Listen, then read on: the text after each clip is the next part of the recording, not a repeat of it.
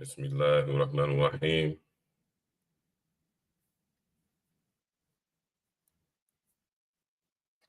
Assalamu alaikum wa rahmatullahi wa barakatuh. What's going on, everybody? Okay, just check in to. All right, what's going on, Twitch? It's our first time on Twitch. Alhamdulillah. Uh-oh, hold up. I gotta change my banner. That's an old banner. Get that one off here. All right, everybody, 1 second.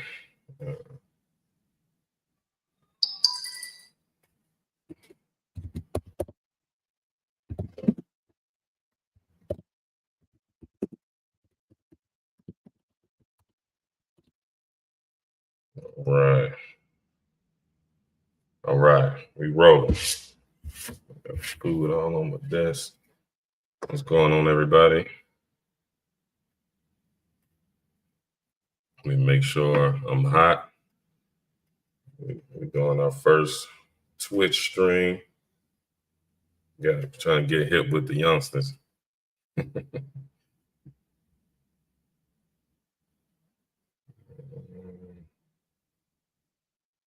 See, just trying to make sure it's not looking like. Okay, I can see it.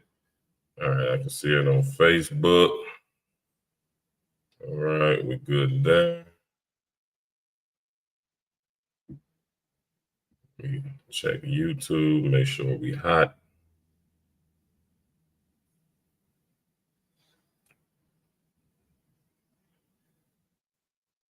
Hello.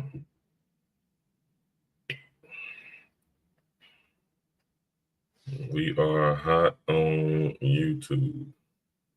Okay.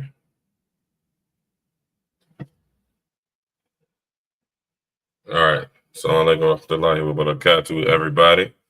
I'm gonna wait till a few more people drop in. Where's my screens? Okay. Y'all give a like, share, and subscribe. Go over to the YouTube. You can see all of our recordings on the True Aqidah of the Salaf YouTube. Make sure y'all like, share, and subscribe. We got relevant conversations from Ahlus Sunnah wal Jama'ah. So, obviously, I chose violence. Oh, yeah, drop a comment. What's happening? Tell me what's going on. Assalamu alaikum. I really want this to be an interactive conversation. I wanna get the sisters in. And if there's any sisters that want to join in, I wish I could do put this stuff on Twitter. I gotta figure out how Twitter works. I ain't that good on Twitter. But if there's any what's going on, what up, slime? Assalamu alaikum. We just having a little bit of fun today. Yeah, so drop a comment, let me know if I'm cooking, if I'm not cooking. We need to have this conversation, man.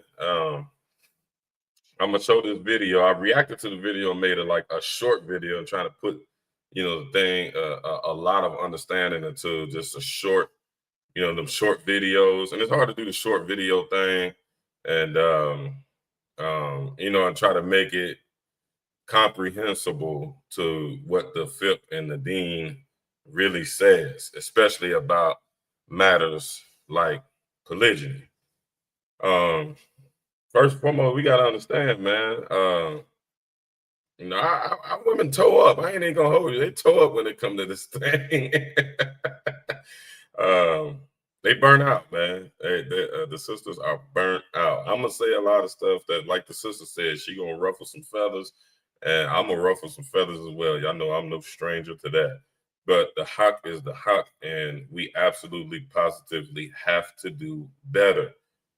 Absolutely positively, all the way around the board. So we're gonna watch the video, and then we're gonna cook. We're gonna cook, inshallah ta'ala. Let me pull it up, make sure y'all can hear it. All right, so this is just a video. If y'all hold on 1 second, I gotta pull my thing. If y'all see on the video, Let's see. Let's look at her page. And, you know, peace to the sister. You know, salam alaikum to the sister. You know, I know she meant. Look, we're here. Philadelphia, of course. A Philly Muslim. But if y'all look at the page, like, hold on. The video in question, she got almost 40,000 views in one day. 40,000 views. And may Allah subhanahu wa ta'ala preserve the sister and enumerate whatever she said right on her video and on her page. And may Allah subhanahu wa ta'ala excuse anything that she said wrong. But when a video like this goes viral, it gets 40,000 views. We got to speak on it. We got to put some straightening on it. We have to. And you can see, you know what I mean? She ain't like a big influencer or nothing like that. You know what I'm saying? She didn't have 11,000 followers yesterday. I think her followers was only like 4,000 or something yesterday. I think the video might have been posted the day before or something like that. But y'all can see, like, she get modest regular views, you know, 469, 650, 3750. You know, nothing crazy like that video. Like, as we can see, and you know, y'all go follow the sister, run her page up, because I'm not a hater. Go follow the sister. If you want to, if you find her content to be relevant or whatever. But you can see, you know, nothing, you know, she ain't like a big influencer or nothing like that. But my point in saying that is this particular video getting 1,000 views tells you how hot this topic is. And sadly, you know, she got all the correct hashtags. So she's calling all the ummah. She's calling all the people. She's calling the sisterhood. She checking the brothers. And it's a bunch of simp brothers in the comments. We're going to get to them after we look at the video. And we break this stuff down piece by piece, point by point. She got all the hashtags here. Black Muslims, that's what I'm on. Muslims of Philly, y'all know I'll be on y'all top. Philly Muslims, East Coast Muslims, USA Muslims, American Muslims. This was a very public service announcement. Unfiltered Muslim voice. Okay, I'm a rock with her on that. Because a lot of sisters be like, "Oh, you sassy, you picking on this sister, you always arguing with sisters online." And man, I'm just putting a straightener on it. So we're gonna go with the, you know, we're gonna lock in on the unfiltered Muslim voice hashtag. But you see, she got all the hashtags here and everything. You know, so sad to say, what is it? Split task. Makes it easier. Multiplex. Okay. We don't need that. Yeah, so you know, she got all the you know, is she Salafi? Yeah. Facts, you know, yeah, she most definitely is Salafi. But I mean, y'all see, she got all, you know, she put all the hashtags up. She's calling everybody. She's bringing a lot of awareness, which it worked. It got a lot of awareness, and y'all know this polygyny thing. This is a hot topic thing, man. Y'all know this. So let's watch the video, and we're gonna go in on the video. Might ruffle a few feathers with this one, but you can't get another wife if one of your wives is on public assistance. False. So in the end of the video, she said, "Know your dean," and it's a million sisters in the comment sections. It's a million sisters. Sister Divine. It's a million sisters in the comment section corroborating what she's saying. Disclaimer, sisters, stop making y'all emotions the dean. I'm sorry I'm hurting y'all feelings. I'm sorry I'm gaslighting y'all. I'm sorry I'm having toxic masculinity and all that stuff that y'all like to deflect from the hawk with. False. That is wrong. That is absolutely positively wrong. Nobody can show me anything authentic that says that your social status has to be XYZ in order for you to get married. That goes for somebody being monogamous, or it goes for polygyny as well. The same rules for monogamy goes for apply for polygyny. This is the stuff that I don't know this stuff that most sisters don't know, and especially African American sisters. They don't know this kind of stuff, and social media has allowed sisters to project their voice over the sunnah in these regards. It's amazing how how a woman can say something wrong and it can go viral just because a lot of sisters empathize with that projection for one reason or another. And we're going to get into all of that. But that is false. That is not true. That belongs to none of it. She did not find that in any of the four approved fiqh.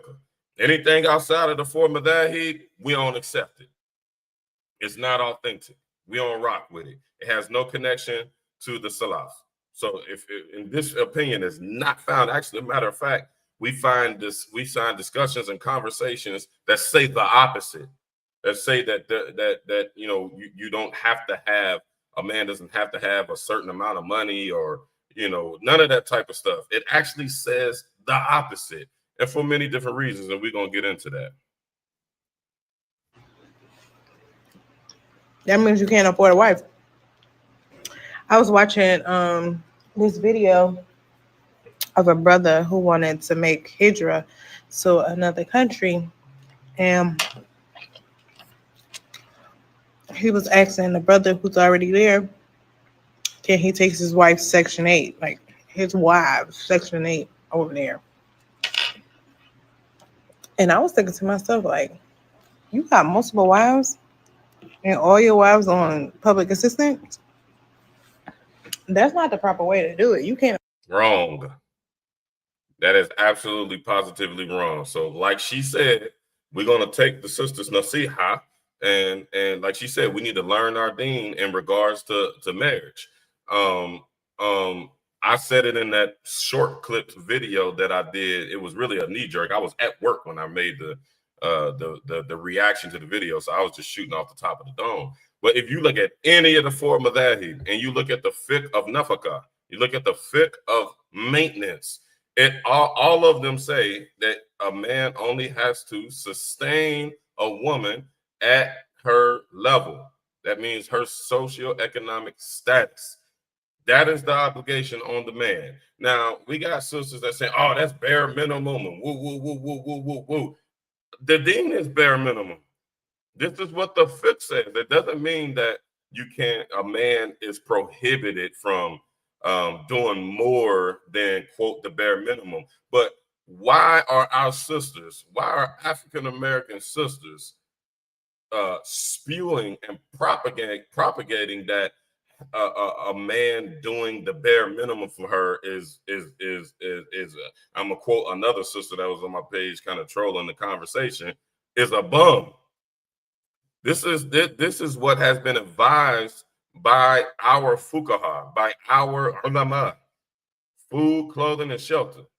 So if you meet a sister and she's already on Section 8, she already gets food stamps, she's of that status and of that level, that means that is her her that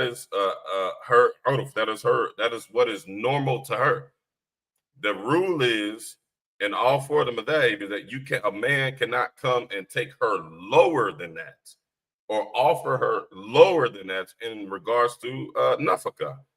There is no rule that says that if a sister is already on Section 8 and got food stamps, and that means that a brother can't marry her and marry another sister that has it or whatnot. And that doesn't mean that. She only has to be sustained at her socioeconomic status. And that's just for the man, and that's just for the sister. So if we're saying that we're supposed to be learning the deen, why aren't we? What part of the deen is that says that? There's nothing that says that if you're poor, there's nothing in the fiqh that says that if you're poor, you cannot get married. If you're poor, if the man and the woman is poor, then you can't have multiple wives. There's nothing that says that. Where are we getting this from? And sisters, if y'all got the fiqh, put me up on game. Put me all the way up on game. Don't put no fatwa from Ben Baz or from Islamic Q&A. Y'all know I don't rock with that. If it ain't coming from the four madhabs, this is a matter of fiqh.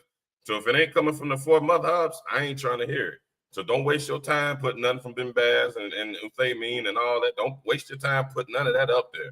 Sisters, where is your evidence that y'all getting this, that y'all feel so strongly about in regards to what she's saying?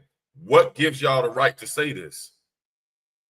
Please put it in the comments. Send me the reference. I'll send you the link. I'll send the sister the link to come on here and break that down for everybody. Because as far as I've been studying at a fast pace and at now an advanced level for years, I haven't seen this. And I know for a fact 99% of the sisters, you know, may Allah preserve this sister, but sisters like this, may Allah preserve all. Y'all not studying at no high level. Absolutely, positively not. So the chances that you studying at a level, a lower level, and you're saying these things, and I'm looking, me and a lot of the other brothers are studying at a higher level, and we still haven't seen the justification for this stuff in the approved form of that. Where is this coming from? Please explain. We're gonna continue. Afford no wife then. So, and then I had this one time when I was getting to know a brother, and he had 3 wives. He was looking for a 4th, and I just inquired, like, okay, so what do you do for a living? And he told me, and I was just like, I don't think you can afford to carry on another household. And he was like, well, I can, because his current 3 wives live with him. And I was like, do you expect your 4th one to come live with you?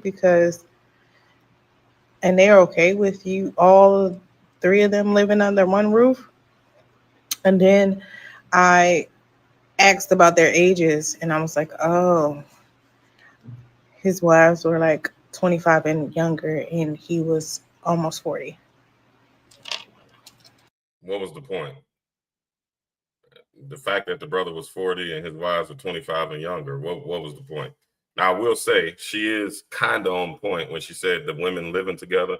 If they agreed to do that, which obviously they did, just giving benefit of the doubt to the brother, I'm sure he ain't got a gun to their heads and forcing them to go in the house and live with them. I'm hoping that that's not the situation. But if they agree to it, it's okay. The only rule is that he can't have them all in one room. So the rule is, even if they live all together in one house or one living space, each one of them has to have their own room, and they have to have, they all their own stuff. They don't have to. They should have their own bathroom. They should have their own cooking area or times.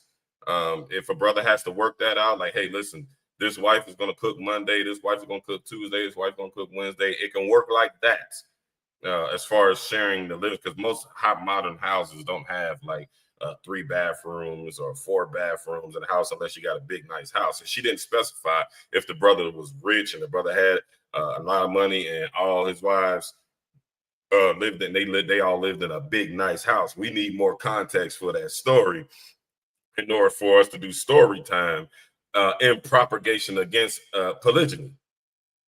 And we're making this Islamic. Now, if these are your personal feelings, you should disclaim that these are my personal feelings, and then nobody will take this in as their deen and try to apply it and propagate it amongst other sisters. No harm, no foul. But she didn't say that. She said that this is the deen. At the end of her video, she said, this is the deen. We need to learn our deen. So another thing that was wrong with what she said is, if he said that he can't afford another household, that means that if she wasn't agreeing to move into the house with the other 3 wives, that means that she don't need to worry about the other 3 wives situation. That has zero to do with her. And that's one thing that our sisters do improperly. You should not be inquiring about the other wives, especially not for negative reasons. Where's that in the Sunnah? What justification do y'all have for that? And I see a lot of sisters doing this. And we're seeing the comments. A lot of people corroborating this stuff, and this is all bid'ah. All of this is bid'ah, and we're agreeing with it. Just because it's popular opinion, and we don't want to make our women mad because they might post us and call us a weirdo or whatever. I'm married, so I don't care. They can post me and say whatever they want. You know, it don't pay none of my bills. It doesn't lay with me at night. No, none of that. I'm square where I'm at with what I got going on, so it don't matter if they do it to me. I'm gonna speak to Hawk regardless. But the issue is, if he approached her and she said what her maintenance was and what her dowry was, he said, okay, yeah, I got you. It's not her job, and it's not a sister's job. Take note of this. It ain't y'all's job to be like, oh, you got 3 other wives, and this is a situation, and ooh, and then you back up and they be like, nah, that ain't your job. Now, if anything pops out, I ain't saying be foolish. If something weird pops out, like the brother tell you he don't have a job and he got 3 wives and they all live with him. Yeah, that's a red flag. You might want to back up off of that, because how are you taking care of those? How are you taking care of those women? Yes, of course. Like, that stuff goes without saying, but she didn't specify that. All she specified was that they all 3 lived with him, and she made the determination that he couldn't afford a 4th wife or couldn't afford her as a 4th wife. And I'm assuming this sister don't have a lot of money. I mean, you can kind of get a glimpse of the picture by looking at people's social media.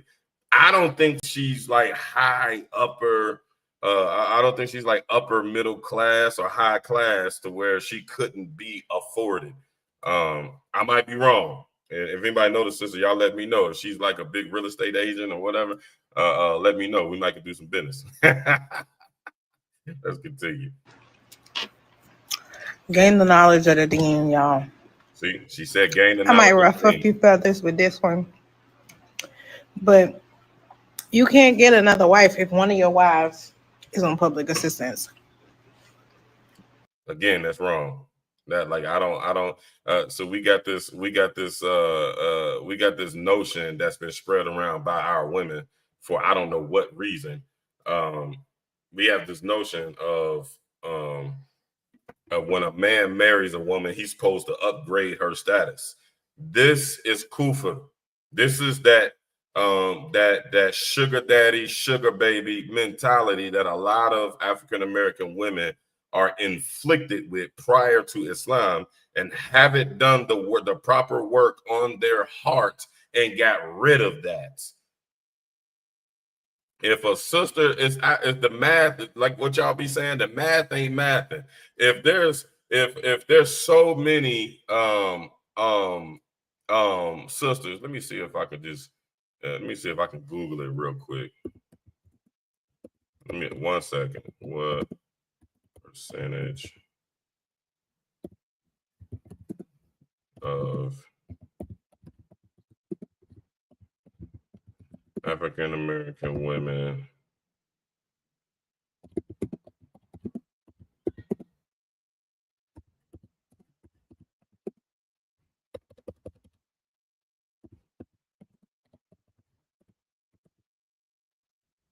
what percentage of African American women are on public assistance?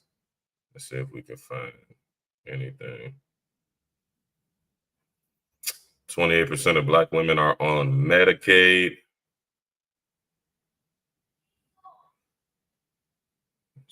39% of Black women, that's almost half of Black women, are on food stamps.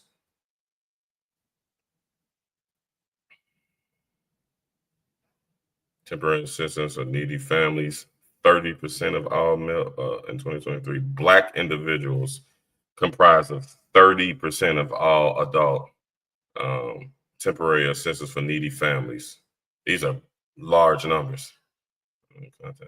Have a higher participation rates across all programs. So we're gonna stick with this 39%. Let me see. That's just let me change it to housing assistance, because that's the biggest thing. That's the biggest. Whoa. Let's see where's I was gonna see. No. While precise national figures for Black women on housing assistance vary by program, and year data shows they are significantly overrepresented, with studies indicating high usage, like 45% of voucher holders in one analysis, 30 to 40% of public housing residents, and a substantial portion of those helped by programs like FHA mortgages facing disproportionate risk of eviction. That's okay. That's going to something else. So, 45%. Even though they say that it's when you're dealing with certain statistics, statistics are not conclusive, but they're not inconclusive as well either. So when you're dealing with statistics, you get in the neighborhood, you get a round of about. So 40 to 45% of African American women are on housing vouchers, and 40 and almost 40% of African American women are getting food stamps. And I'm pretty sure a great majority of the sisters that was on this post in the comments, like, what y'all be doing? So that means that 40% of the sisters on this comment section that was corroborating this, and 40% of her 40,000 viewers,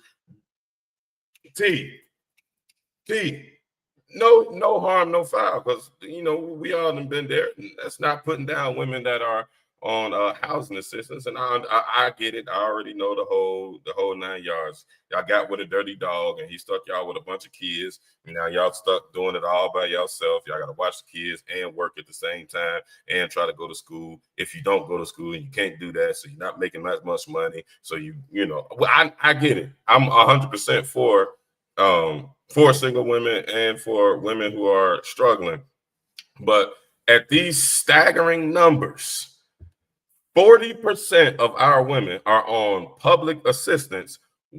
If a man comes, let's do the math. Y'all math is not mathing. If you own public assistance, why would you not want a man? If a man commits and say, yeah, I can hold you. How much is your rent? Your rent $300? Cool. I got you. And he got 3 women, and of those 3 women, their rent is $300. That's only $900 that he has to come out of his pocket. And we already know, we established the 5th rule is that a man must sustain a woman at the level she's at, not take her above, not take her off of Section 8. Nothing says that.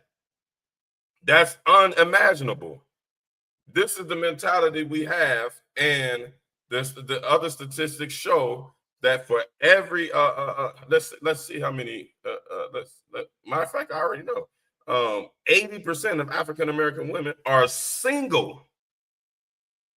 80%. Did we getting more of the same? Y'all getting mad at men for dogging y'all out, and y'all choosing men that dog y'all out because y'all come with all these exterior armors. Like, if a brother seeing it, and if a brother is seeing this video, even if he don't got multiple wives, he ain't gonna be interested. He might not want another wife. He might just want one wife. But a brother can see a sister like this mentality. You have a shallow mentality.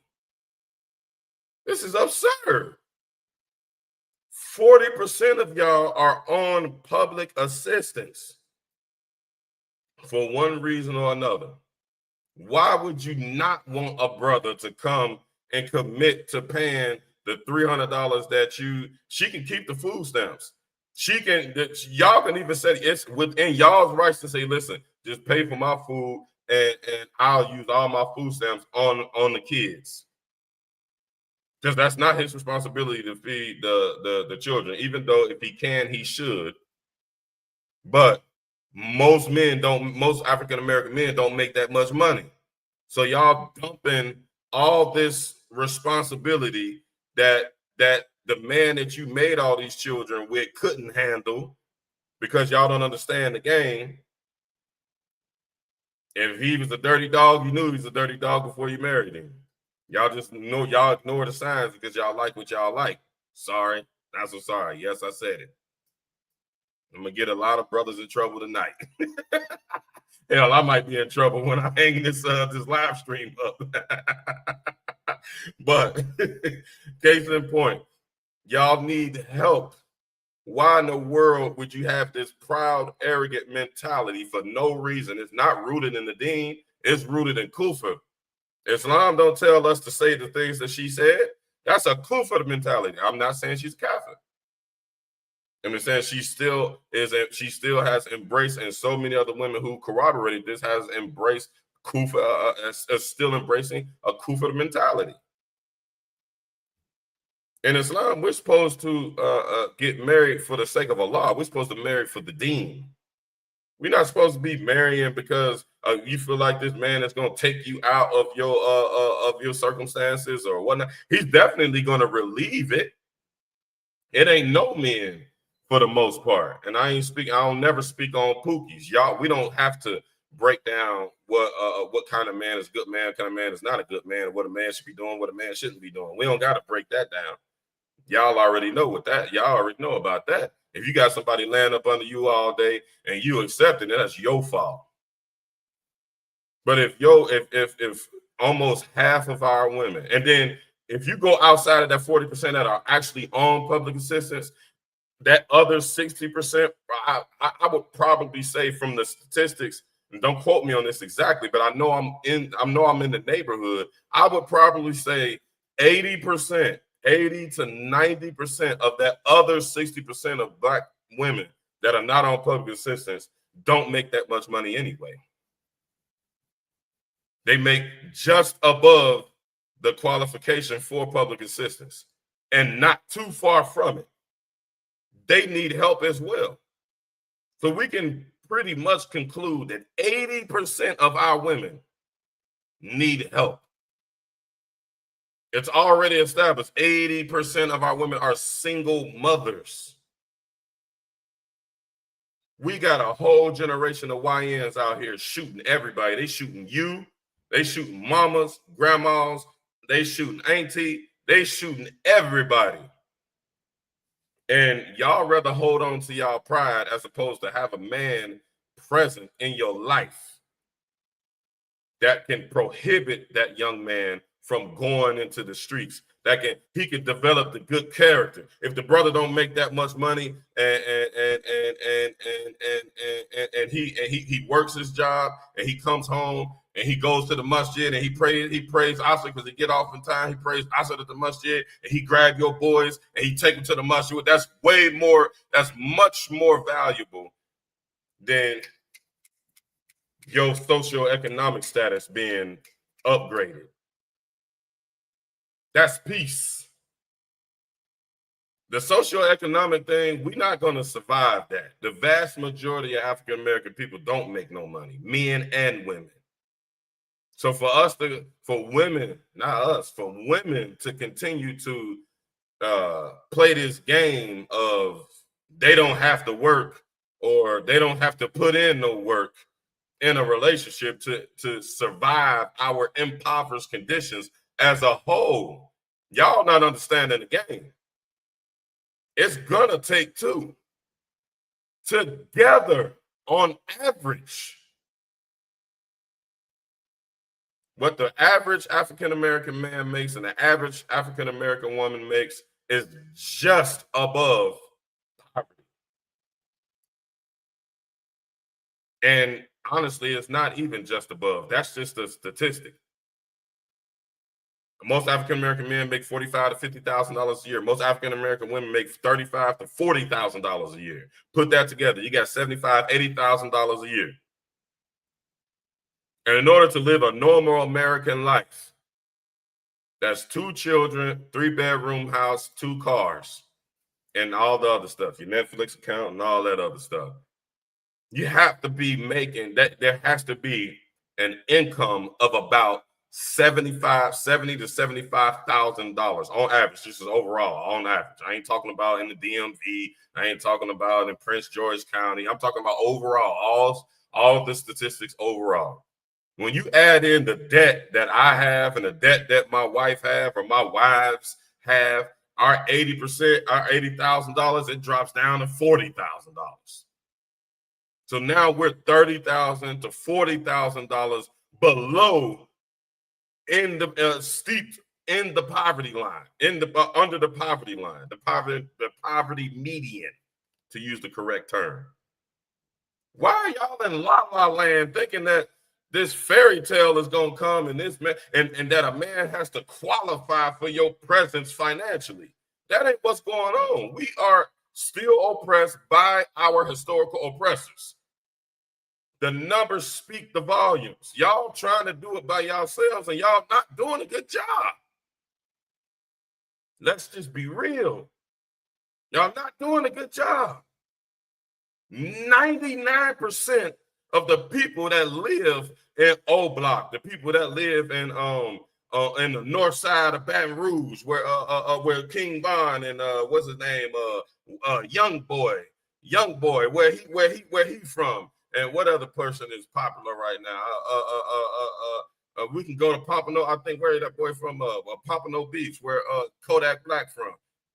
99% of those areas are populated by single mothers. Y'all raised King Von. Y'all raised NBA Young Boy. Now they talk now these documentaries is coming out about how King Von was responsible. I don't know if he was, but he was responsible for 7, 8, 9, 10, 11, 12 murders. And NBA Young Boy responsible for 19 murders, maybe more. Y'all raised these little monsters. And may Allah subhanahu wa ta'ala have mercy on King Von's soul. He was a Muslim. I mean, y'all raised them. Instead of y'all want to be baddies instead of being Muslims. Last time I checked, Allah subhanahu wa ta'ala didn't command you to be a baddie, to be a hijabi baddie. Allah subhanahu wa ta'ala commanded you to be a salihat qanitat, obedient, righteous woman. That's what the Quran says. The Quran don't say be a hijabi baddie. This is a hijabi baddie mentality. This ain't when a good brother come along and you know his deen is good, his deen is strong, and every now and then when you get to go down to the masjid, you always see this brother in the study circles. You see this brother accompanying the ulama at the seminars that you're going to. You know the brother got a little job because you came to pray salat one time and you seen him in his work clothes. And you see he got a wife. You don't tell the imam, like, hey, you mind if you could speak to the brother to see if he's interested in taking another wife? Y'all say the stuff she's saying. Oh, he got paint on his clothes. He probably a contractor. He ain't got enough money for me. You ain't nothing to be afforded. Respectfully, don't y'all come calling me all kinds of names, calling me bums and all this old mess. And mind you, this comes from somebody who pay bills. This is my third marriage. We can talk about that some other time. As a matter of fact, we can talk about it now. The Kufr beliefs about polygyny is what destroyed my first two marriages. I provided for them. I provided for their mothers. Their mothers did not work. I paid everything. And when I decided to exercise my right for my own personal reasons between me and my Lord, I don't need a reason. Matter of fact, this takes me to my point. Let me take y'all to the Madawwana to Kubra. This is the highest. I'm gonna say this is the highest fiqh book of all fiqh books. In the Maliki madhab, y'all better ask about the Alimul Medina, Imam Malik. This is the biggest fiqh book in the Maliki madhab, arguably the biggest fiqh book of all the fiqh books. It has over 30,000 opinions in it, or fiqh rulings in it. What does that book say about this matter? Bismillah. Bismillahirrahmanirrahim. Oh, I didn't never open up. Bismillahirrahmanirrahim. And alhamdulillah wa salatu wa salamu ala rasulillah wa ala alihi wa sahbihi ajma'in. Amma ba'd. Fil awwali wal akhiri. Bismillah. وقال وله أن يتزوج على امرأته شاءت أو أبت وليس لها أن تشترط عليه ألا تزوج عليها فإن اشترطت فشرطها باطل. Batil. Translation. Imam Malik said, it was said, Wakala, walahu an yatazawwaja. If he wants to marry, if the man wants to marry another woman, sha'at aw abat, whether his current wife, whether she agrees or she disagrees. وَلَيْسَ لَهَا أَن تَشْتَرِطَ عَلَيْهِ. It is not for her that she can put conditions on him. Allah yatazawwaja alayha, that he can take another woman above her, on her, take an extra wife.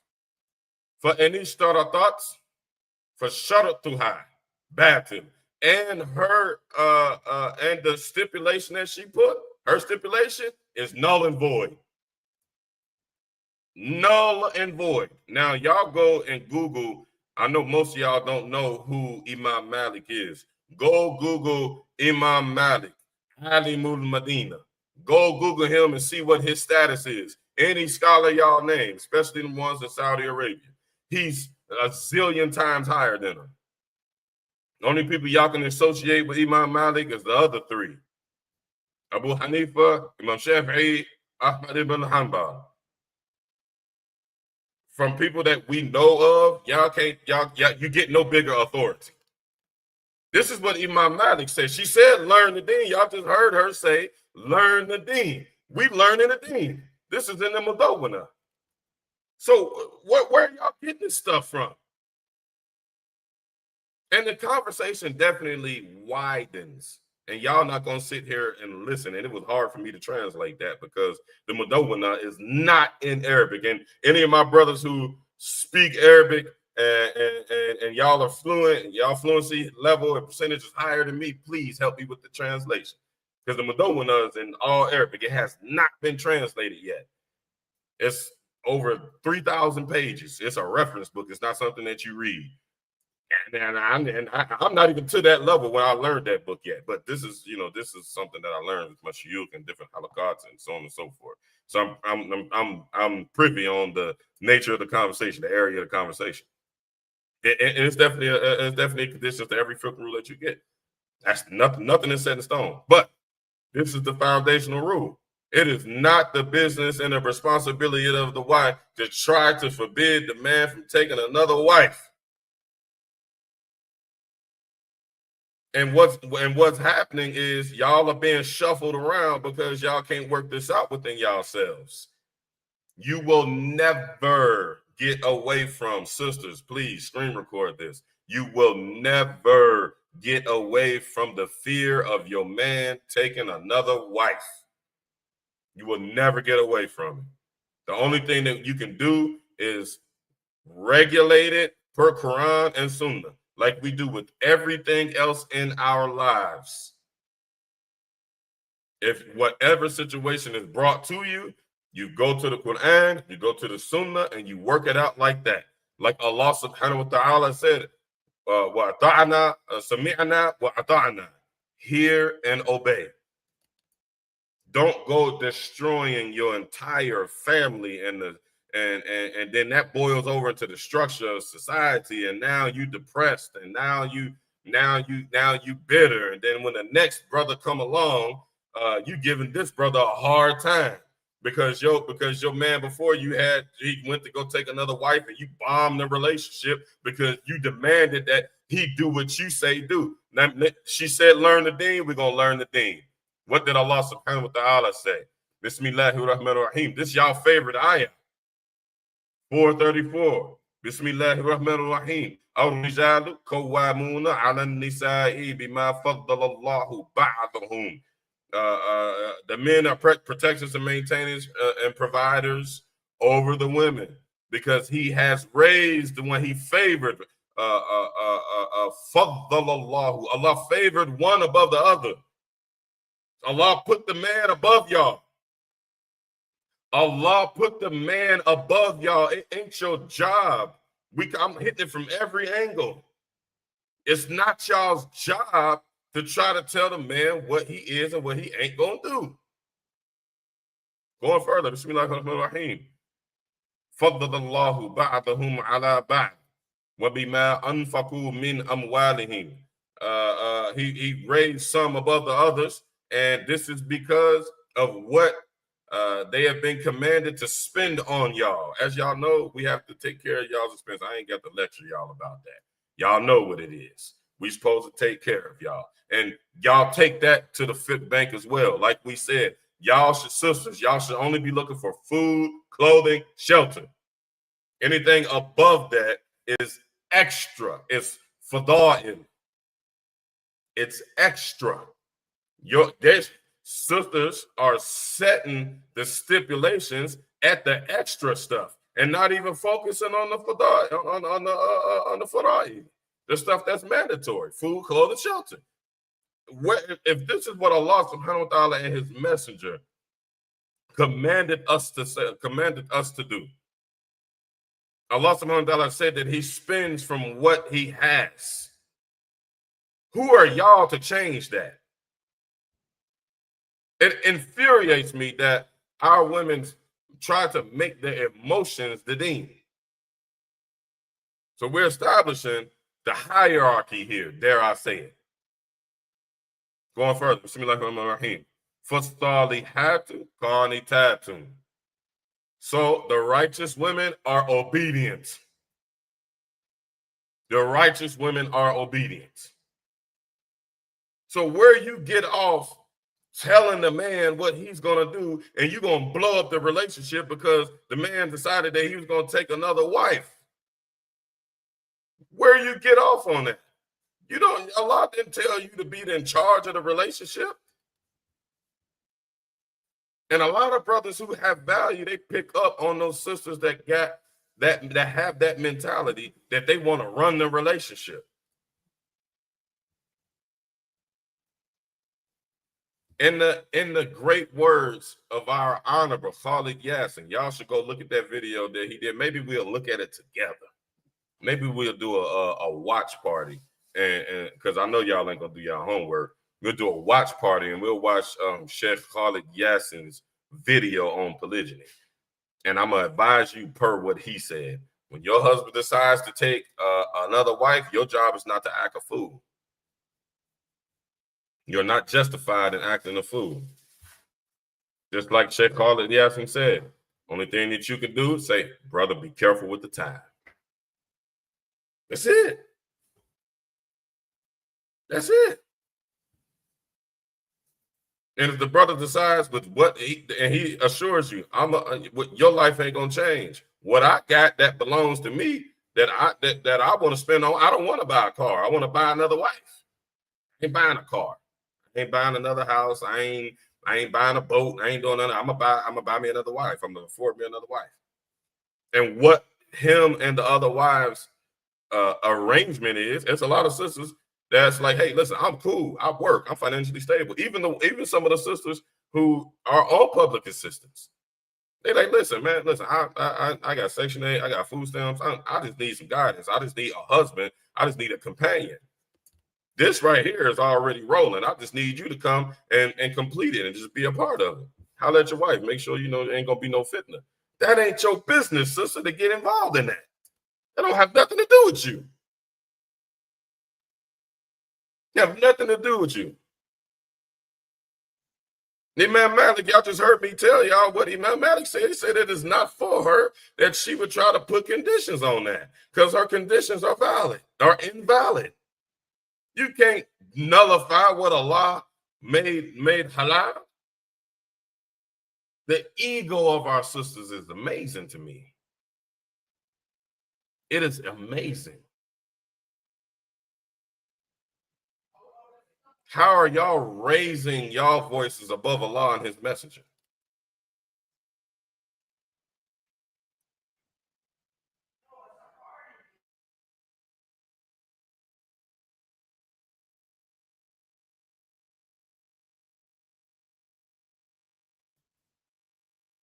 So going further, let me let her finish her video.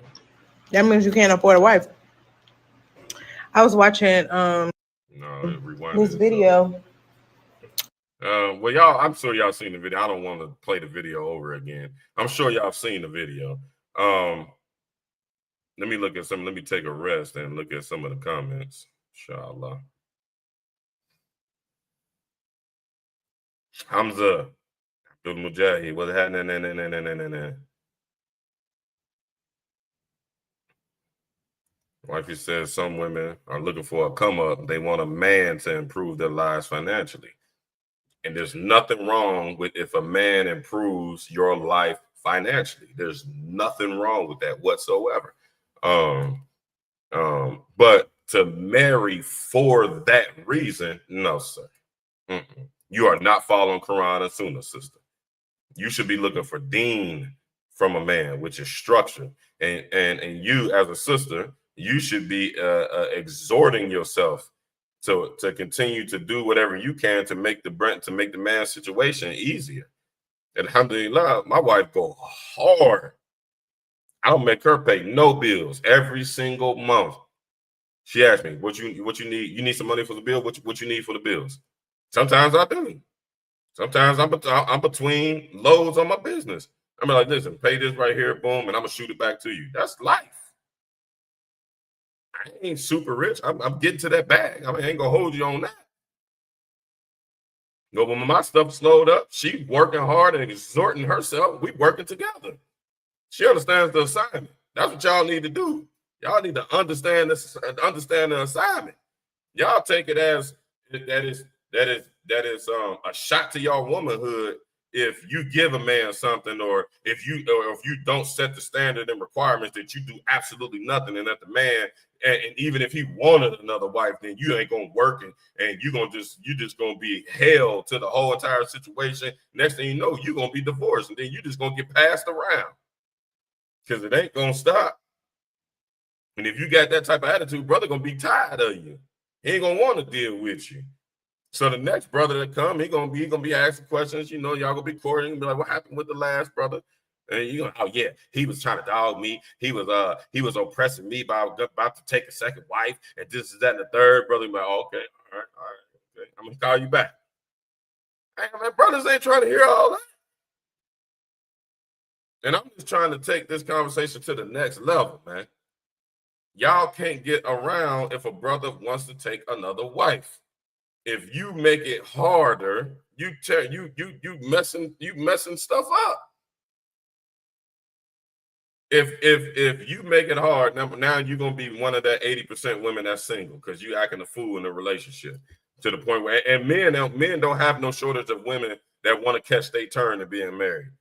It's harder for a divorced woman to get married again than it is for a man to get married again. Often we find it before the divorce is up, the man gets remarried already. I did. Ain't nothing stop my show, and I'm just relating to y'all, showing y'all that I'm not one of those people that's talking to y'all from here down. I'm relating with y'all and showing y'all how following the Quran and Sunnah will structuralize your life. That just because I was getting married, when I got married to my wife, she's like, okay, I got a man, so he got to pay all my bills. He got to buy me purses. He got to buy me shoes. Man, the conversation was like, man, listen, I already done bought myself abayas, purses. Man, she got too many purses. We fall out about how many purses she got.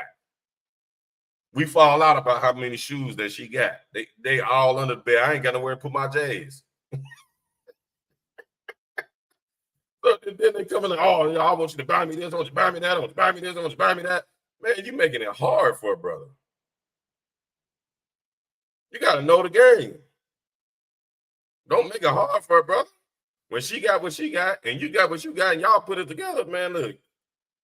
If y'all seen the size of my house on this water with this view, I'd have showed them. If you go on my story right now and look at the view I got, this is because of the help of my wife in this oppressed situation. It's okay for a woman to contribute. Now I don't have another wife now, so, let's get off of that topic.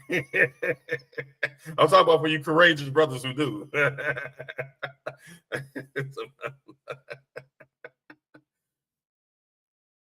You fry, Hamza.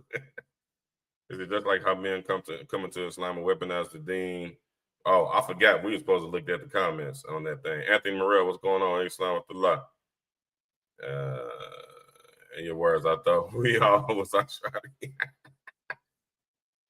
What's going on, Majid? I ain't never seen wifey comment this much on a video. I'm in trouble, y'all. He said we need more info because if the children are his, being that his wives are young and he has them on public assistance, then you can see why she would feel that way. Now, if the children aren't his, then I agree with what you're saying. I mean, that's not right. Technically, that's not right either. Because just because I'm poor doesn't mean I can't have a child. There's nothing in Islam that says poor people can't have babies. Now, is it a smart thing to do in Islam? I mean, not Islam, in this day and age? No. But then you're gonna get into that sticky situation of if the woman gets pregnant, is it halal for her to have an abortion? Then you're gonna be having that conversation.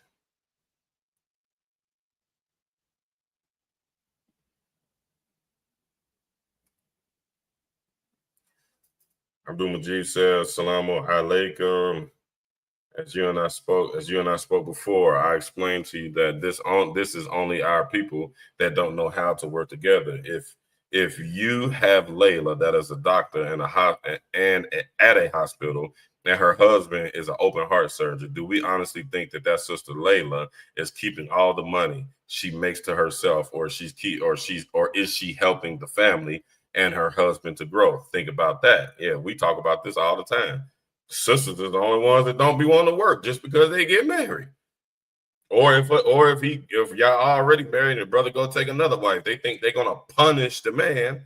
That they're gonna punish the man and they're gonna stop working if she was working already before and be like, oh, it's my obligation. This is my obligation to be taken care of. Then the brother gonna invoke his rights too. Brother gonna invoke his rights too. Be like, okay, all right, well, you only get food, clothes, and shelter. And if you already got clothes, I don't got to keep buying you clothes. And if I just filled up the refrigerator, I don't got to cut. When you call me and you say you want me to go take you to get some halal Chinese, I'm like, nah, go get you something out the refrigerator. So if y'all play the who gonna invoke their rights game, that can get real ugly. And sisters do that and try to make it hard for a brother just because he was going to take another wife. I've experienced this myself. Sister Vaughn said, honestly, the West and the time we live in is horrible on the family and living a community life. Yeah, and for us, they don't want that. And if we start doing that, we start building wealth. Once we start building wealth, we start building communities of our own that are independent. We don't have to go to our historical oppressor and get a job or ask for a job. We don't have to. We'll be able to provide it for ourselves. What does that mean? Why is that detrimental? Why does our historical oppressor don't want us to do that? It's not because of the color of your skin. I mean, it was because you were chosen to be the slave class of this aristocratic system. This is an aristocracy. This is not a democracy. We are not free. You're free to think and believe that you're free, but you have a caste that you have to stick to. And the ruling class is not going to work at Raleigh's next to you. They're not going to work at Amazon and deliver packages with you. They're not. You're going to do it. You're going to do all the work and generate all the money for me. I'm going to take all the money and I'm going to divvy out to you what I tell you your worth is. That's the aristocratic system. This is the system that we live in of capitalism, where you capitalize off of the next, you capitalize off the situation, whether it's ethical or whether it's not ethical. So we are the predestined slave class of this country, and they need us to stay in the workforce in order to generate their goods and services. This is slavery 2.0. Polygyny is difficult. I'm trying to struggle for a lot of the sisters. I have this conversation often. If a sister is challenged with this is what y'all need to understand. When a man is not, none of my wife will be mad when I say this because she gets mad when I say this. When a man is away or he's doing his thing, whatever it is, it does not physically hurt you. A lot of sisters get bent out of shape, like where you at, where you been, who you talking to, who was you with, and all that stuff. Listen, if I lied to you and I was somewhere else, it does nothing to you. We just have this Kufa belief system. Our women have this Kufa belief that you have to own a man. Allah owns us, not y'all. Respectfully. Now, I will say in y'all's defense, the ratio is 80 to 20. 80 to 100 men, single men to single women. There's a lot of single women out here for a plethora of reasons. We already know a bunch of them. Mass murder rate,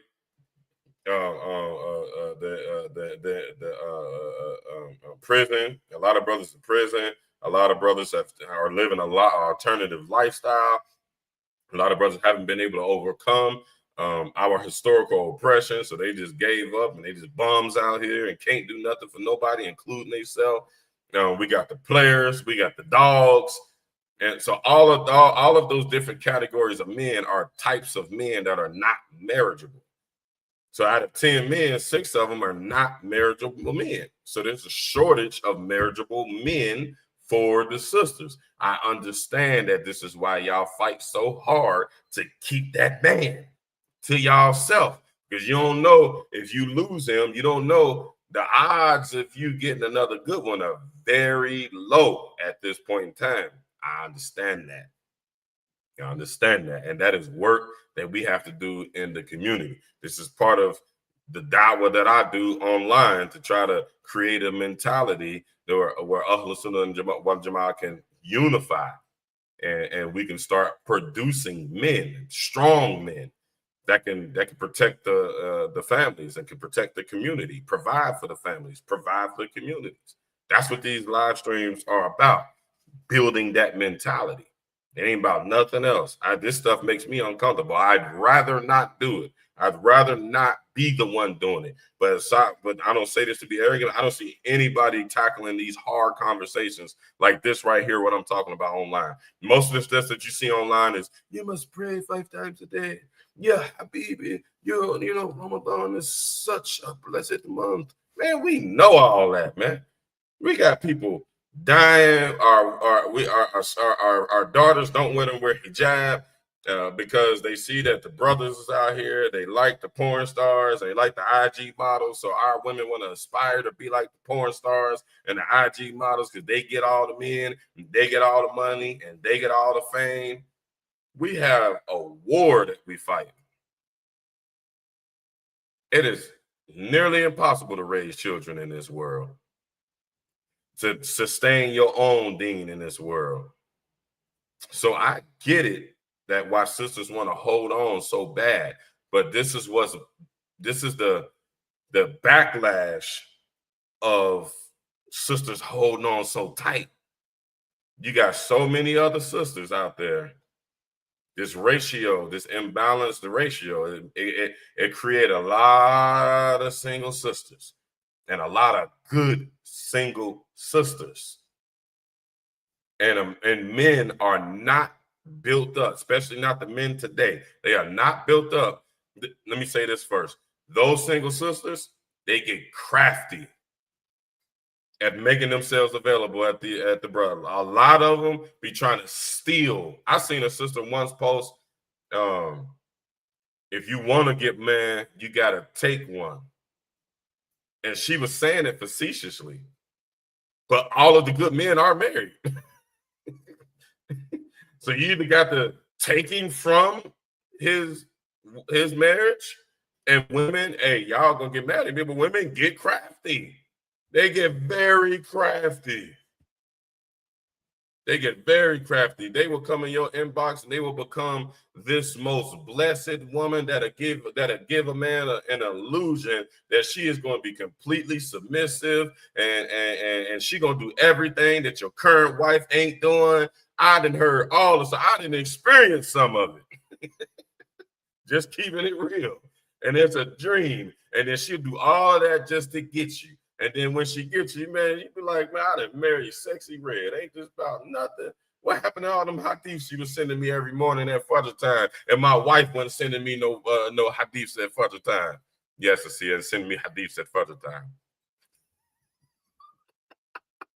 Yeah, so women get crafty. They get very, very crafty. And men are not built up strong enough spiritually to resist that or to manage that type of fitna. We not built up to manage that, and that's just the truth.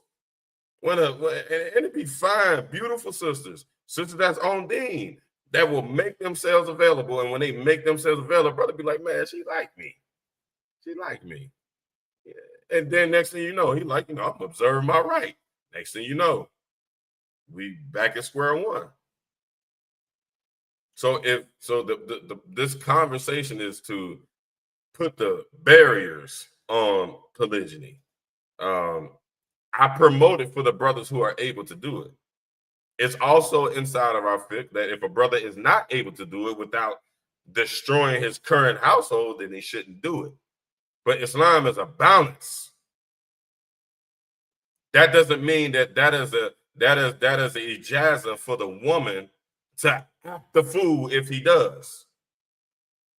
Because we have to remember Islam is a balance. The Prophet Muhammad sallallahu alaihi wasallam said that if a woman asks for a divorce and she doesn't have a reason for a divorce, the scent of paradise will be forbidden from her. And polygyny is not a valid reason for a khula. Yes, I'm gaslighting you feminist Muslims who say, oh, he can't make you stay in a relationship if he won't. BS. Because Islam is not what y'all think it is. Islam is not like how our Kufa lives prior was, our Jahiliyyah, where you don't like somebody, so you just get rid of them, especially with women. That's not in y'all's best interest. Don't no man want no woman who keep jumping from relationship to relationship. And a man who takes a woman that's jumping from relationship to relationship, he a sucker. If a man finds out that a woman was acting a fool in her relationship because he wanted to take a second wife and then he marries her, he's a sucker. He has no spine. He has no backbone. That type of woman should not get married until she changes her mentality, until she grows spiritually. There's nothing in Islam that say you could destroy your household because your husband took a second wife. There's nothing in Islam that says you're relieved of your duties, you're relieved of your responsibilities because your husband chose to take a second wife. There's nothing in Islam that says that.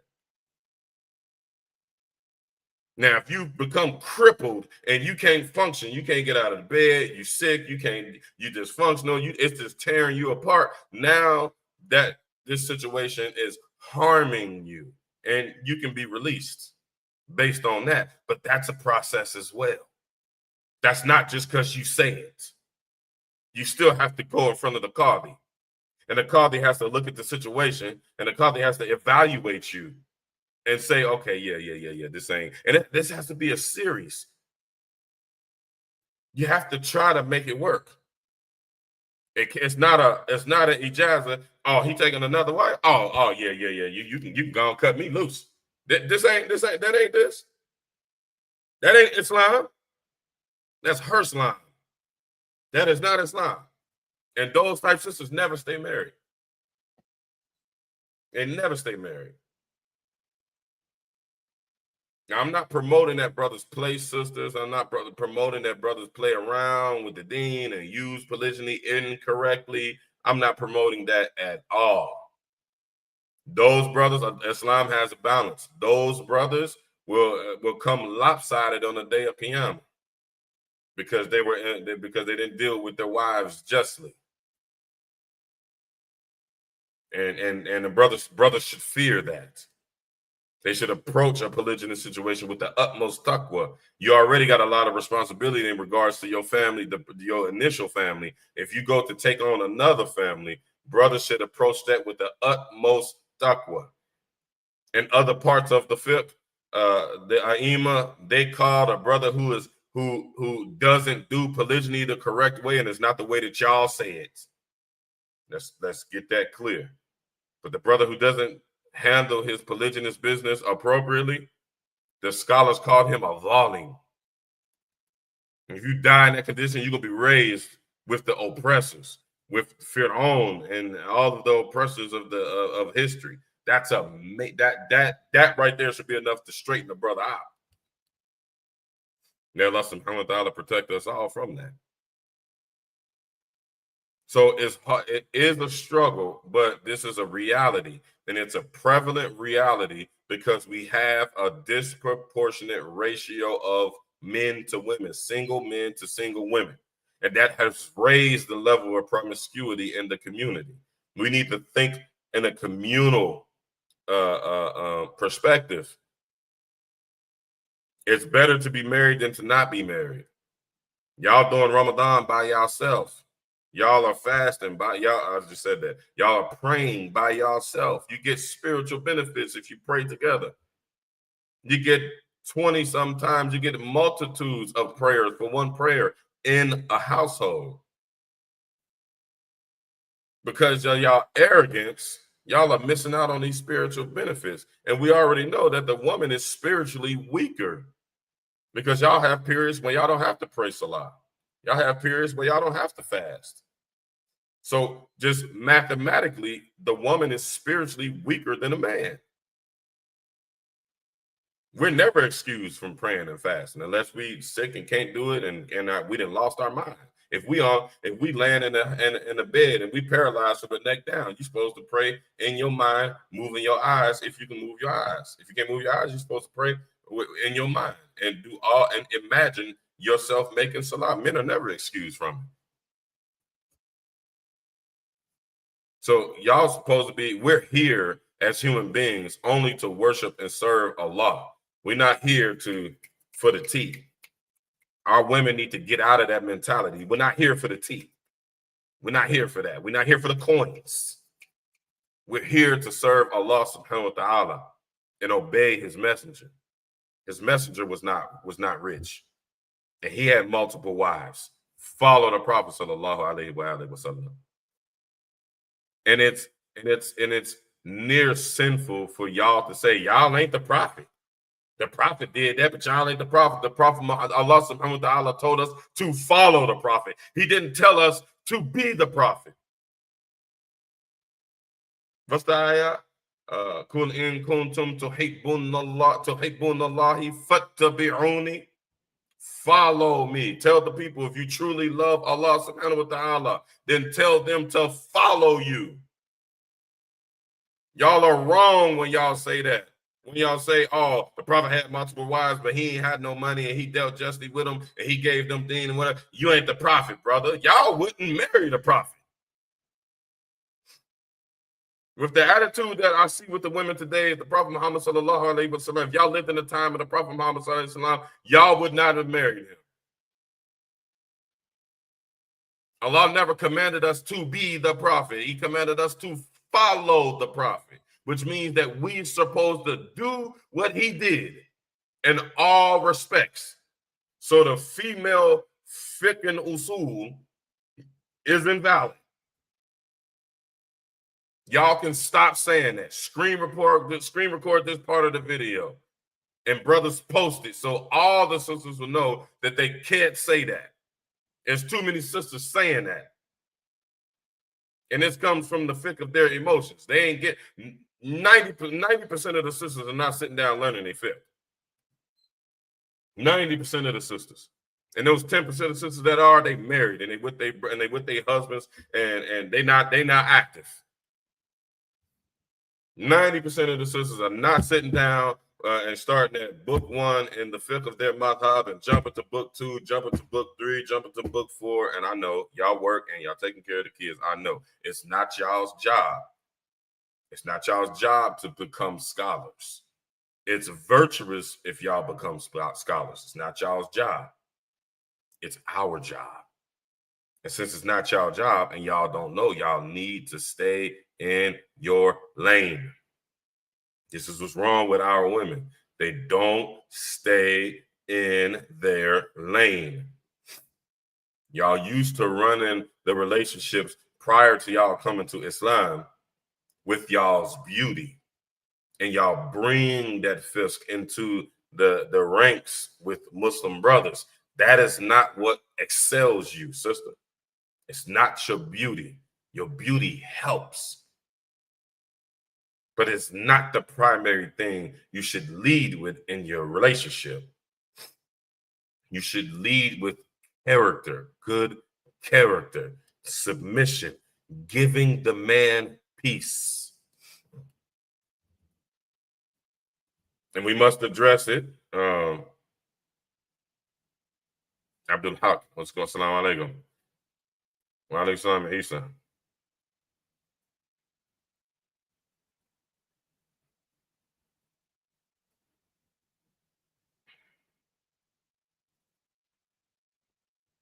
Before we hang this up, let's look at some of the comments on this video just to show how ridiculous, how uninformed we are. Maimuna, I was entertaining the idea, and his wife had Section 8, but I worked. My father said no. Your father was wrong. She just missed out on a good brother. I'm willing to bet she's still single. 204 likes. See how uninformed we are? That is why it's so important to have a male figure, because your dad was right to say no. Yeah, it's important to have a male figure if he knows the fiqh. Wallahi, if that was the situation for my daughter and that was a solid brother, I would give her away. Kaha. And those marriages never work out. They won't be able to maintain 2 families. It's just not possible. Okay, so then this is how flawed women's logic is. The divorce rate is like 70%, almost 70%. So monogamy is not working either. So that means that just don't get married just because, just give in. Don't follow the Quran, don't follow the Sunnah. Just give in to the nafs. Just give in to whatever it is that you want to do, and allow the numbers to continue. The ashamed numbers to continue to skyrocket. We're gonna break a record here soon if we continue to allow the women to lead the society. I love your content. My fathers aren't ruffled. LOL. This is the only way it makes sense. And we can see that this is a woman. She lives in Philly. This is a woman that's not even covering. I hope that this man that's in her video is her husband and it's not her boyfriend. But she's on here giving religious relationship advice. She has bigger problems. One roof is crazy, and how? Well, here we go. We have a simp. Thabit Maggi, a sister that knows her dean, won't allow herself to be mistreated. 252 likes. And look at the sisters. Exactly. I keep advising sisters to study Islam. Y'all not studying Islam. I just proved to y'all that this is not Islam. And the rights of spouses. Where in that book that she's referring to, it speaks badly against the women that discourage the husband from taking another wife. She didn't read that book. I ain't even Muslim yet, and I think I would know better than you to agree to that mess. I would know better to agree to that mess. She said she's not Muslim yet. See, y'all are discouraging non-Muslim sisters from becoming Muslim. with this talk.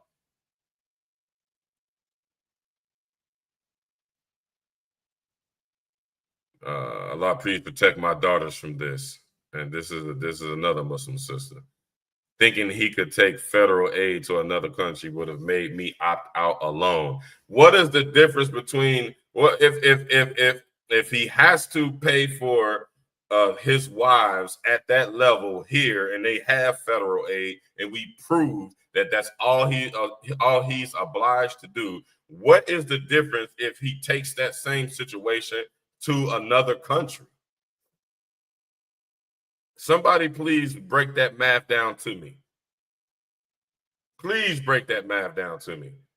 Women are just reacting to stuff emotionally. They're not even thinking. They're not even, yeah, man, Google will even tell you the answers to this stuff. They're not even Googling before they have these emotional elations that is misguiding thousands of people.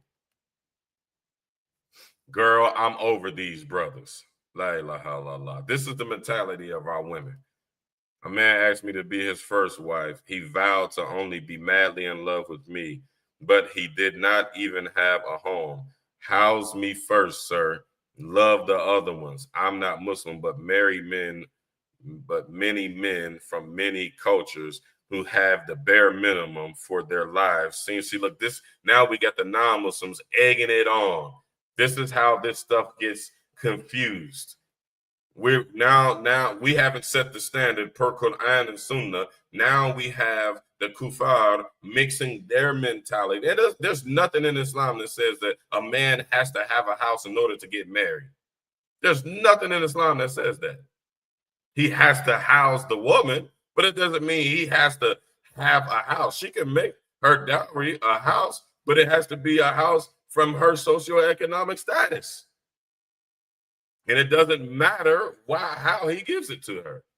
If he gets it and he gets it in her name, gets it in his name, and it's a rental payment or whatever, it's not buying the house and putting it in her name, that's okay. She has a house. She has a roof over her head. Assalamu alaikum, sister. Bravo. You're completely correct. Based on what? Your emotions? It's Key Coco Love. It's all the why can't I be a bum comments with requests for citations. I just don't understand. And there's I know there is more.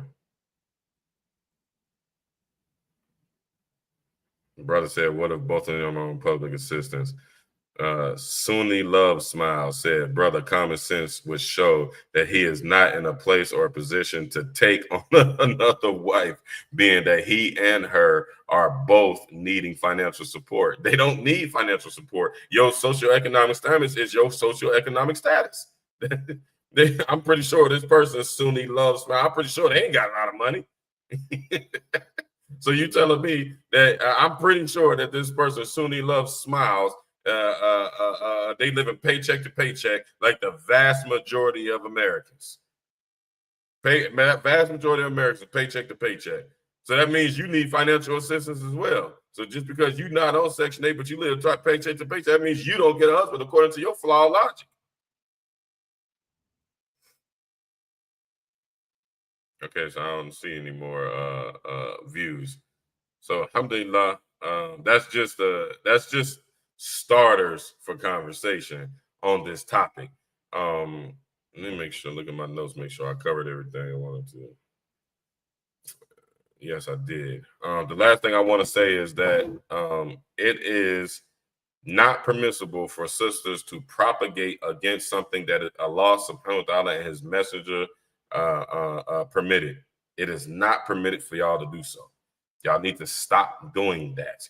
If y'all want to speak out about polygyny, and there's a phenomenon, and I think a lot of the sisters are testifying that there is a phenomenon that the brothers are not handling their business appropriately with in regards to polygyny. I think that is a thing. I know that there's a lot of sisters and a lot of horror stories out there but propagating against it and lying on the deen, saying false things about the deen, just to try to manipulate and sway the conversation and put this and create a taboo for polygyny is not permissible. That is not permissible. Ladies, y'all need to stop doing it. It's making things worse. It's making brothers lie to y'all. Because brothers like, man, this is my right. And they believe it within themselves. They not gonna go back and forth. A lot of brothers ain't gonna go back and forth with you. They're gonna appear to be your knight in shining armor, and they're gonna do them on the side. And it's gonna devastate you because you've been in this dream fairy tale world. If this is what the situation is that Allah subhanahu wa ta'ala chose to test you with, regulate it per Quran and Sunnah. There's nothing in the Quran and the Sunnah that's going to hurt you. If it was going to hurt you and if it was bad for you, Allah subhanahu wa ta'ala would not have permitted it. This is basically what y'all are saying. Who's wrong, y'all or Allah? Ask yourselves that. And we must speak. My wife always makes this point.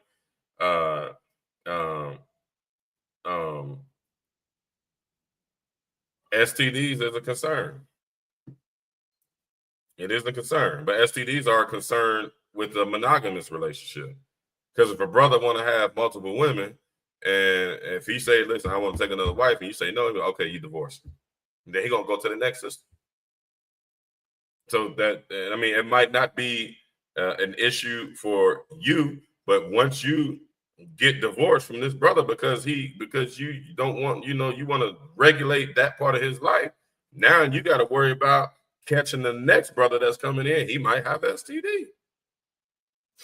If you already got a brother and he ain't got nothing and he ain't gave you nothing or whatever, y'all regulate y'all situation.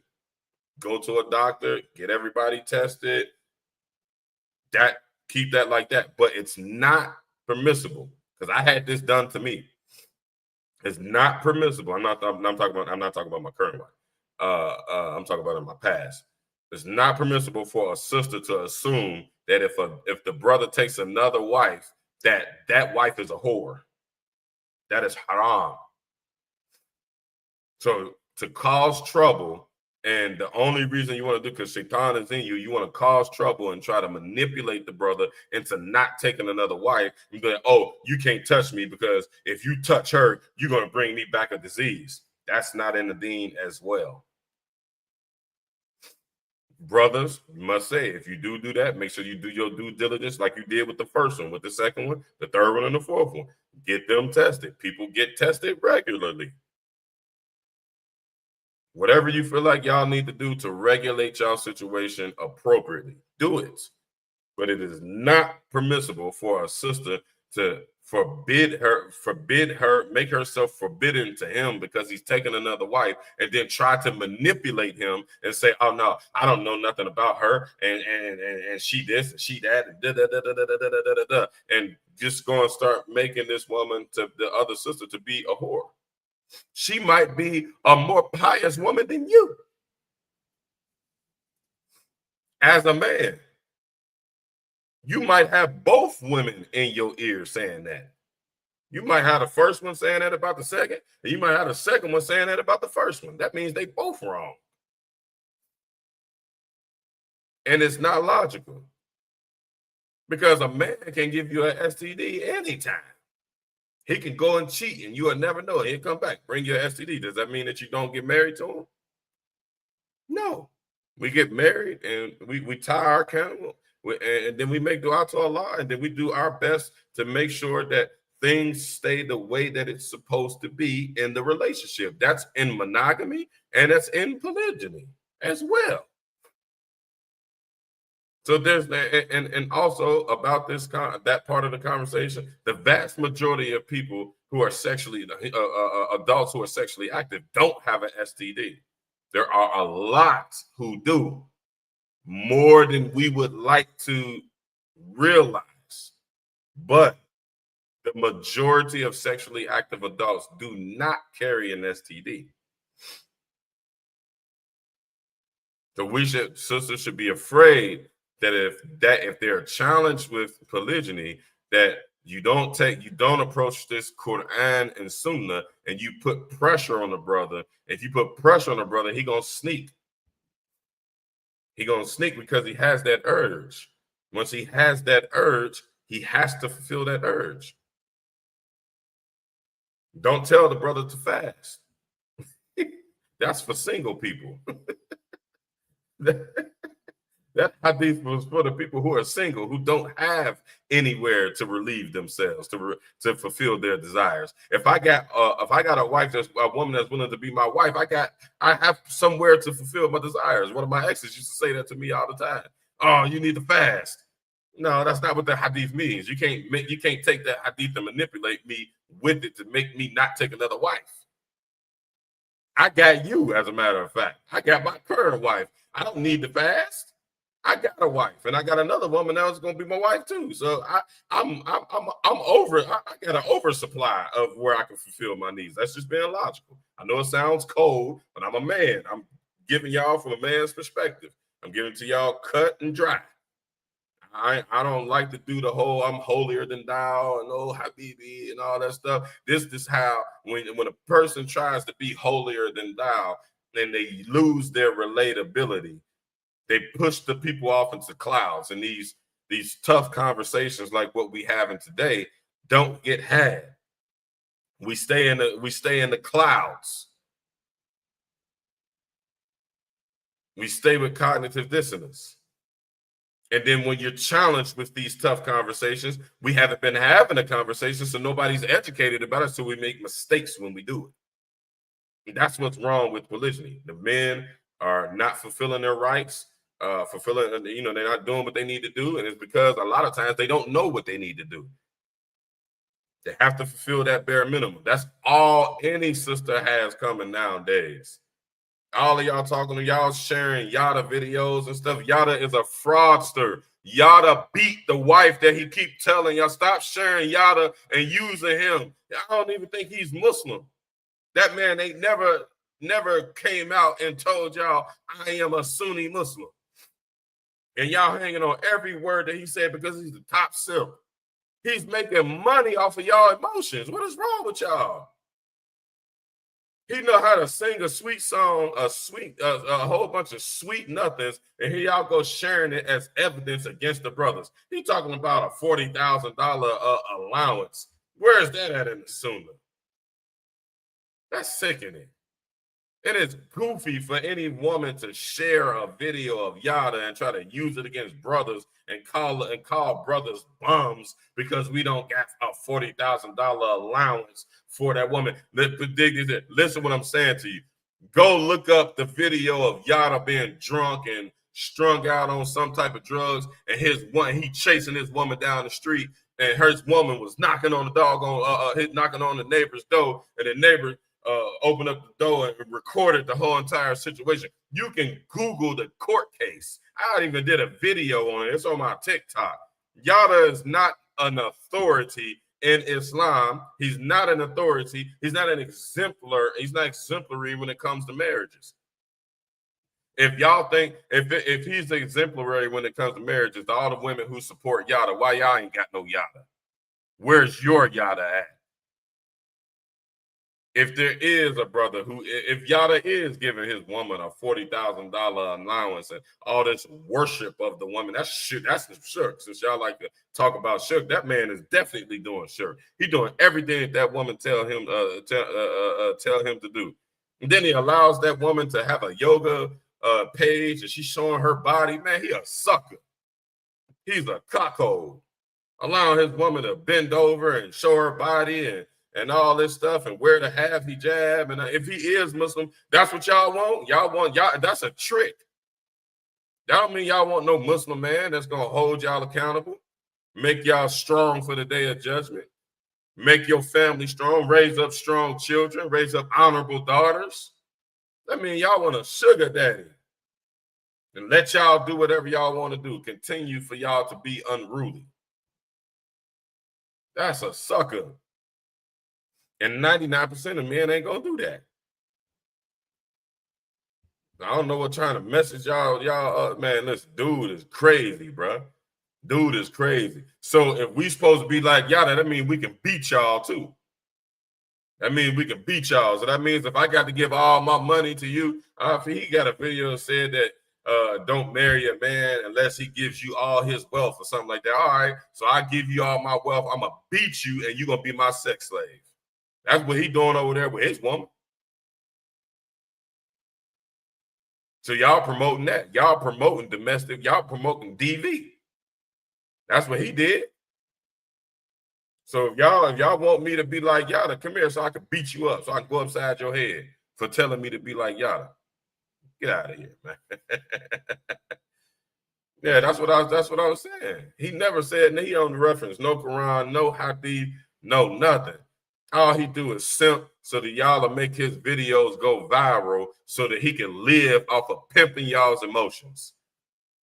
It's people that even testified that their relationship is fake and they came together to create this image. He rented those cars, he rent those suits, his jewelry is fake, all that. There's people that testified that this dude is a whole fraudster. And he's scamming y'all out of y'all emotions. Y'all making this man go viral, and he living off of y'all emotions. Y'all taking care of that man. Y'all created a whole Pookie. He ain't on there talking about how you could be a better Muslima. He ain't on there talking about how your son could be a better Muslim. He ain't on there talking about how the community can come together and overcome all of the social ailments that we have. He ain't talking about none of that. He talking about men tricking on women. And he dressed up as a Muslim because we're known to be studious individuals. Y'all show me the video when he's saying all this stuff. The women are quiet. Except mine. They quiet. Okay, I gotta go. I gotta work in the morning. I love y'all for the sake of Allah. Y'all stay tuned. Inshallah ta'ala. I'll be doing the Akida. I think I was trying to share the old videos. The old Akida videos. I think I'm just gonna have y'all reference those old videos, and we're just gonna pick up where I left off at because I'm not getting the best response off just sharing those old Akida videos. Or maybe you know what, this one I'm gonna do. We'll do a watch party. So just hang out for tomorrow evening. I think at 8:00, I'm going to do start back the Aqidah series, inshallah ta'ala. That and me and Abdul Mujib are scripting out our next duo video. Quote, hashtag the Philly Muslim. That's coming to a theater near you. So we work on that. We probably gonna get with that maybe this weekend. If not, for sure it'll be next week. The brother got a new business, so his new business is has kept him very, very busy and changed the schedule a little bit. And the other brother, our Hanafi contributor, Ibrahim Ibn Hadid, he's actually testing for his ijazat in school right now. So inshallah, we got the Hanafi Maturidi material coming as well. And Jomo always hustling. He always doing his thing. So we're doing our best to try to bring some authentic knowledge from Ahlus Sunnah wal Jama'ah to the people, because there's a great divide between the people and the ulama.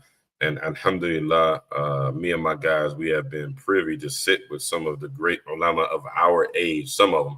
And we're just trying to impart and share what we were privileged to take in from them with you all, free of charge, alhamdulillah. So y'all just stay tuned, watch for the announcements for all the videos that are coming up. We got a lot of material that we've written. We just got to script it out and have the time to do it all. So y'all stay tuned. Inshallah tomorrow, y'all like, share, subscribe this. Inshallah ta'ala tomorrow. Inshallah ta'ala tomorrow. Don't forget, we are going to do the Aqidah video. I'll announce it tomorrow afternoon once I know what my schedule looks like. We'll pick up from it and we'll just do a watch party on those old videos, and I'll let it play out, inshallah ta'ala, and y'all can post y'all's questions in the comment section.